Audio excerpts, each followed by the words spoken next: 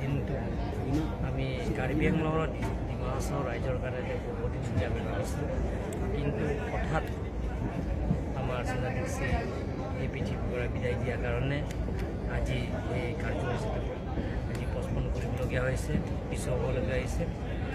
9টা বজালৈকে আমি ডাঙৰীয়া আজি এই সভা উপস্থিত থকা সিদ্ধান্ত লৈছে 9:45 পিছত হোম মিনিষ্টাৰ অনাৰেবল অমিত শ্বাহজী তেখেতে ক'লে যে এটা মেছেজ দিলে যে আমি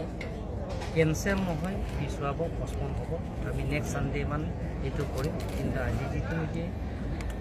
প্ৰাক্তন মুখ্যমন্ত্ৰী দিল্লী তেখেতৰ যদি আজি শ্মশানত লৈ যাব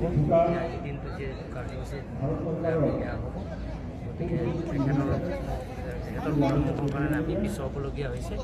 আমি অহা দেওবাৰমান এইটো আমি কাৰ্যসূচীটো ৰখাম তাৰ কাৰণে আমিও দুখিত আৰু আপোনালোকক মিডিয়াত মাতিছোঁ আপোনালোকক অনুৰোধ কৰিছোঁ অকল আপোনালোকৰ ইয়াত মিডিয়া নহয় নেশ্যনেল মিডিয়াবিলাকক আমি মাতিছোঁ কিন্তু আজি দুৰ্ভাগ্য যে আজি দিনটো আমি